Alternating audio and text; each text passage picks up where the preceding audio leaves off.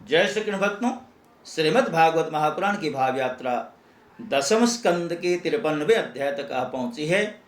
और इस अध्याय में विशेष बात यह है कि इसमें भगवान के द्वारा रुक्मिणी जी का हरण किया गया है। सुखदेव जी कहते हैं, राजन, भगवान श्री कृष्ण ने विदर्भ राजकुमारी रुक्मिणी जी का यह संदेश सुनकर अपने हाथ से ब्राह्मण देव का हाथ पकड़ लिया और हंसते हुए बोले। भगवान कहते हैं, ब्राह्मण देवता, जैसे विदर्भ राजकुमारी मुझे चाहती है वैसे मैं भी उन्हें चाहता हूँ।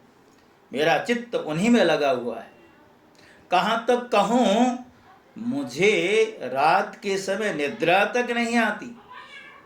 मैं जानता हूँ कि रुक्मिणी द्वेषवश मेरा विवाह रोक दिया है, परंतु हे ब्राह्मण देवता, अब आप देखना, जैसे लकड़ियों को मथ कर एक दूसरे से रगड़कर मनुष्य उनमें से आग निकाल लेता है, वैसे ही युद्ध में उन नामधारी क्षत्रिय कुल कलंकों को तहस नहस करके अपने से प्रेम करने वाली परम सुंदरी रुक्मिणी जी को मैं वहां से निकाल लाऊंगा। सुखदेव जी कहते हैं, राजन, मधुसूदन श्री कृष्ण ने यह जानकर कि रुक्मिणी के विवाह की लग्न परसों रात्रि में ही है, सारथी को आज्ञा दी, दारुक तनिक भी विलंब न करो, रथ तैयार करो। दारुक भगवान के रथ में दिव्य सुग्रीव मेघ पुष्प बलाहक नाम के 4 घोड़े जोत करके उसे ले आया और हाथ जोड़कर भगवान के समक्ष खड़ा हुआ। शूर नंदन श्री कृष्ण ब्राह्मण देवता को पहले रथ पर चढ़ाकर फिर स्वयं भी रथ पर आरूढ़ हुए और उन शीघ्रगामी घोड़ों के द्वारा एक ही रात्रि में आनर्त देश से विदर्भ देश में जा पहुंचे। कुंडिन नरेश महाराज भीष्मक अपने बड़े पुत्र रुक्मी के स्नेहवश अपनी कन्या शिशुपाल के साथ शिशुपाल को देने के लिए विवाह के उत्सव की तैयारी कर रहे थे। नगर के राजपथ, चौराहे, गलियां, कूचे, झाड़ बुहार दिए गए थे और वहां पर चित्र विचित्र रंगी बिरंगी छोटी बड़ी झंडियां और पताकाएं लहरा रही थीं। अनेक तरह के तोरण बांध दिए गए थे। वहां के स्त्री पुरुष पुष्पमाला, छत्र, फुलेल, चंदन, गहने और निर्मल वस्त्रों से सजे हुए थे।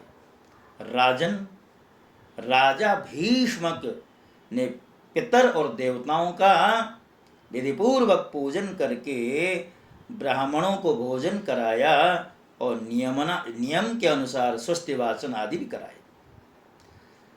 सुशोभित दंत पंक्तियों वाली परम सुंदरी राजकुमारी रुक्मिणी जी को स्नान कराया गया। उनके हाथों में मंगल सूत्र, कंकण पहनाए गए, कोहबर बनाया गया, 2 नए नए वस्त्र उन्हें पहनाए गए और जो उत्तम उत्तम आभूषणों से विभूषित थे।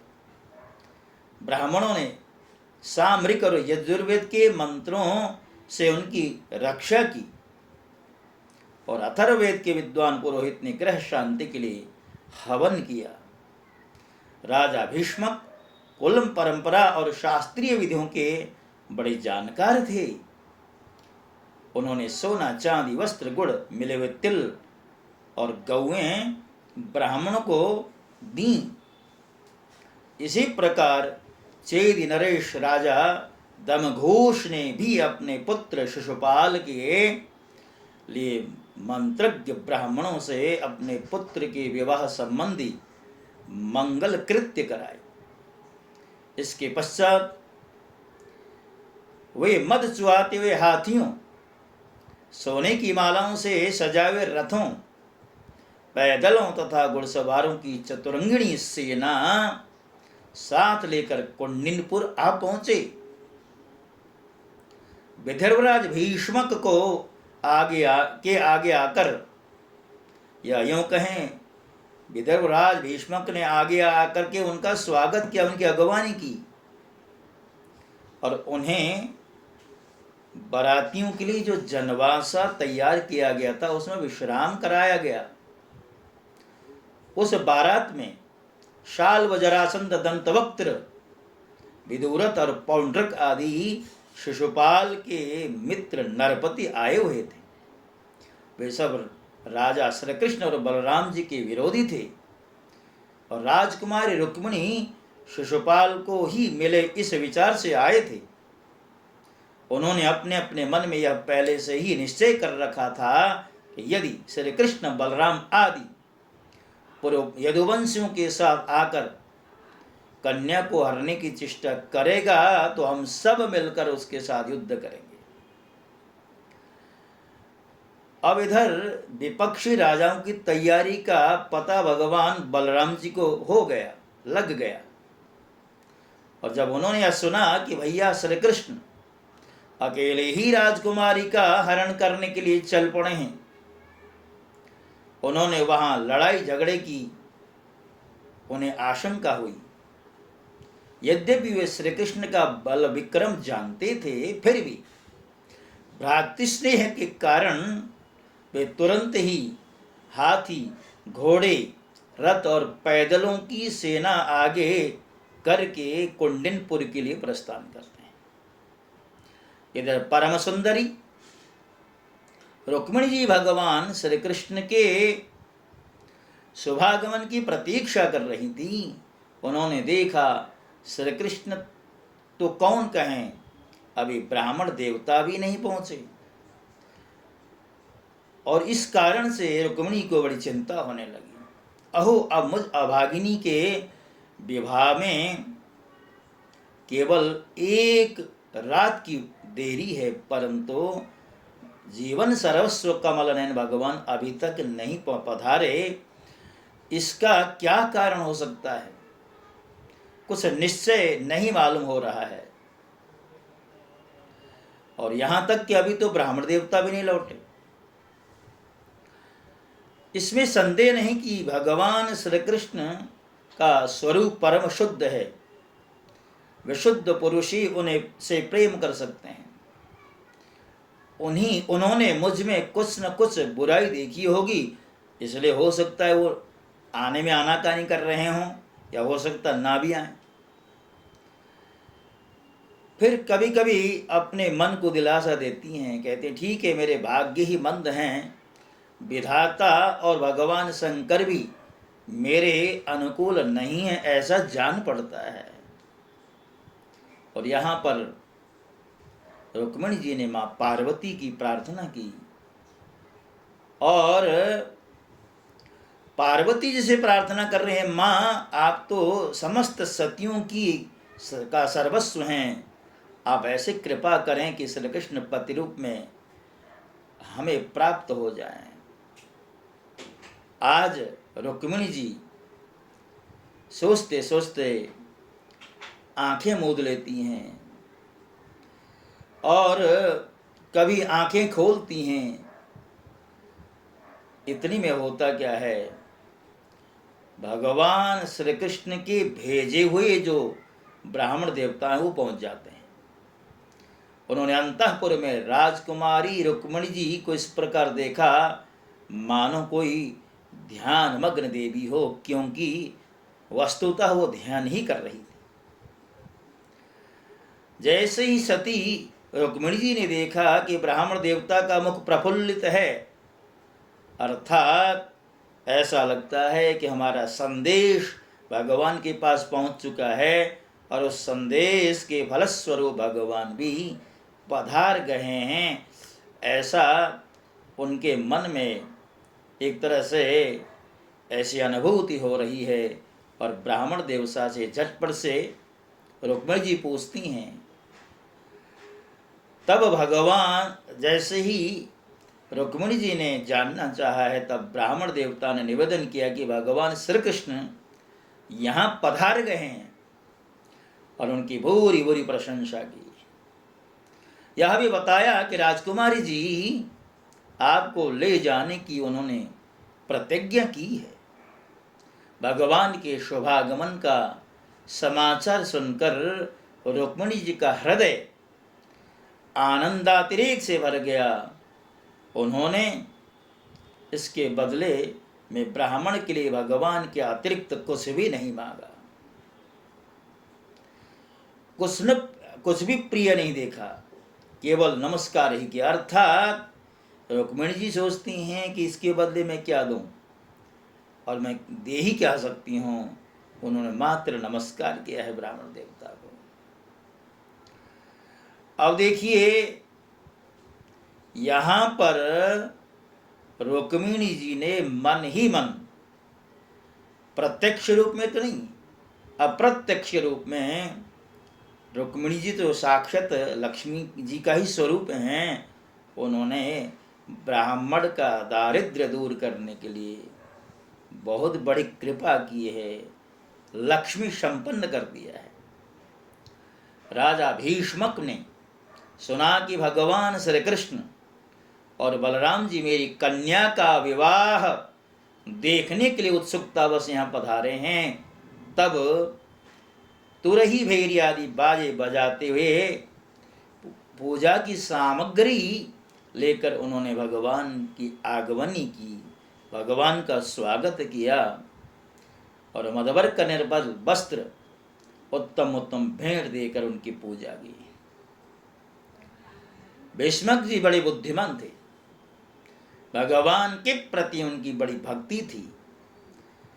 उन्होंने भगवान को सेना और साथियों के सहित समस्त सामग्रियों से युक्त निवास स्थान में ठहराया और उनका यथावत आतिथ्य सत्कार किया।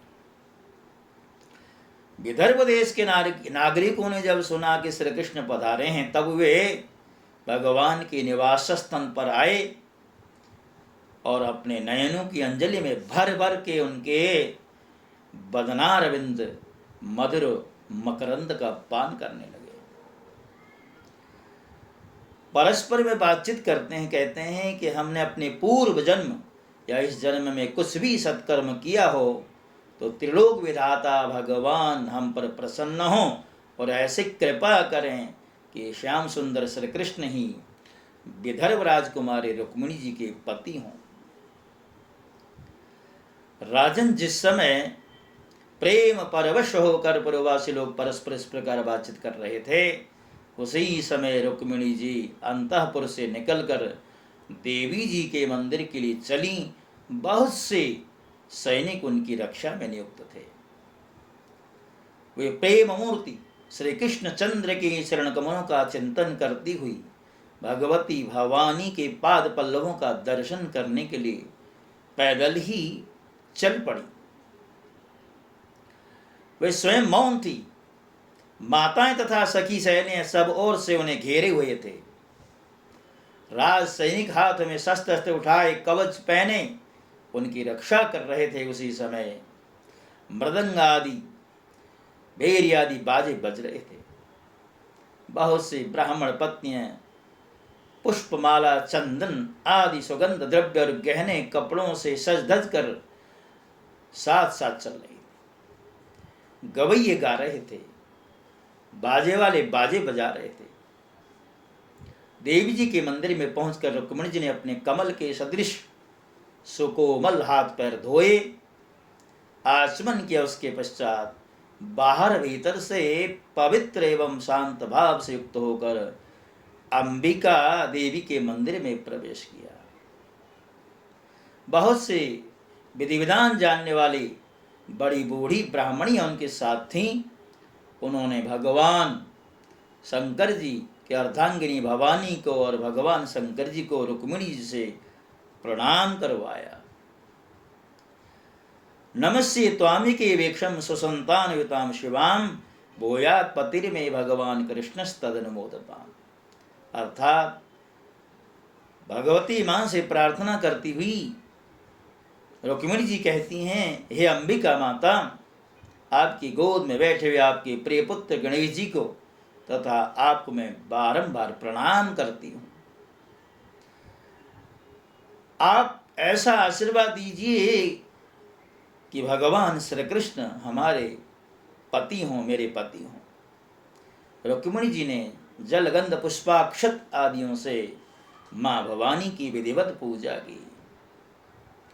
तदंतर सामग्रियों से तथा नमक पुआ पान कंठ सूत्र फल और ईख से सुहागिन ब्राह्मणियों की पूजा की। तब ब्राह्मणियों ने प्रसाद देकर आशीर्वाद दिए और दुल्हन ने ब्राह्मणियों और माता अंबिका को नमस्कार करके प्रसाद ग्रहण किया। पूजा अर्चना की विधि समाप्त हो जाने पर उन्होंने मौन व्रत तोड़ दिया और रत्न जड़ित अंगूठी से जगमगाते हुए कर कमल के द्वारा एक सहेली का हाथ पकड़कर वह गिरिजा मंदिर से निकल पड़ी। राजन, रुक्मिणी जी भगवान की माया के समान ही बड़े बड़े वीरों को भी मोहित कर लेने वाली थी। उनका कटिभाग बहुत ही सुंदर और पतला था। मुखमंडल पर कुंडलों की शोभा जगमगा रही थी। वे किशोर और तरुण अवस्था की संधि में स्थित थी। नितंब पर जड़ाऊ करधनी शोभायमान हो रही थी। वक्षस्थल कुछ उभरे हुए थे। उनके होठों पर मनोहर मुस्कान थी। उनकी जो शोभा थी बहुत ही निराली थी। रुक्मिणी जिस प्रकार इस उत्सव यात्रा के बहाने मंद मंद गति से चलकर भगवान श्री कृष्ण पर अपना राशि राशि सौंदर्य निछावर कर रही थी, उन्हें देखकर उनकी खुली मुस्कान तथा लजीली चितमन पर अपना चित्त लुटा कर वे बड़े बड़े नरपति एवं वीर मोहित और मूर्छित हो गए। उनके हाथों से शस्त्र अस्त्र छूट करके गिर पड़े। स्वयं भी रथ हाथी तथा घोड़ों से धरती पर आ गिरे। इस प्रकार रुक्मिणी जी भगवान श्री कृष्ण के शुभागमन की प्रतीक्षा करती हुई अपने कमल कली के समान सुकुमार चरणों की चरण कमलों को बहुत धीरे धीरे आगे बढ़ा रही हैं और उन्होंने अपने बाएं हाथ की अंगुलियों से मुख की और लटकती हुई अलकें हटाईं और वहां आए हुए नरपतियों की ओर लजीली चितवंश देखा। उसी समय उन्हें श्याम सुंदर भगवान श्री कृष्ण के दर्शन हुए। राजकुमारी रुक्मिणी जी रथ पर चढ़ना ही चाहती थी कि भगवान श्री कृष्ण ने समस्त शत्रुओं के देखते देखते उनकी भीड़ से रुक्मिणी जी को उठा लिया। उन सैकड़ों राजा के सिर पर पांव रखकर उन्हें अपने उस रथ पर बिठा दिया जिसकी ध्वजा पर गरुड़ का चिन्ह लगा हुआ है। इसके पश्चात जैसे सिंह सियारों के मध्य से अपना भाग ले जाए वैसे ही रुक्मिणी जी को लेकर के भगवान श्री कृष्ण बलराम आदि यदुवंशियों के साथ वहां से निकल पड़े।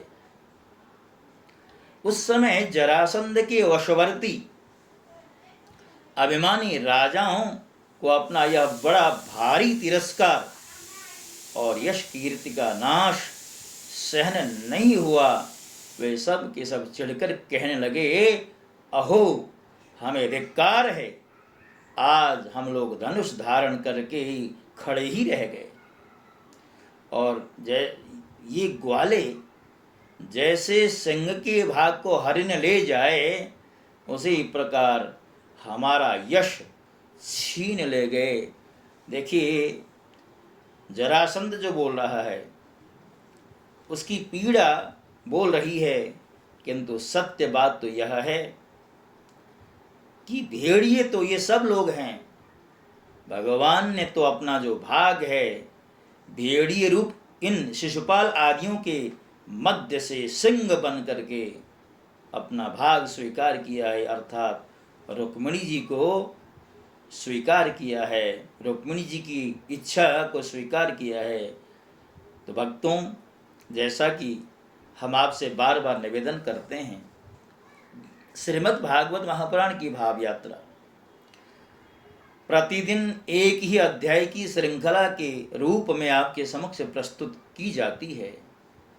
और आज का जो हमारा संकल्प है, आज की जो श्रृंखला है, वो यहीं पर पूर्ण होती है। अगली श्रृंखला में आपसे पुनः भेंट होगी, तब तक के लिए मैं आपसे विदा होता हूँ। और आपसे एक ही प्रार्थना, यदि आपने हमारा चैनल इसे सब्सक्राइब नहीं किया है, अवश्य करें। जय श्री कृष्ण। ओम नमो भगवते वासुदेवाय। जय हो।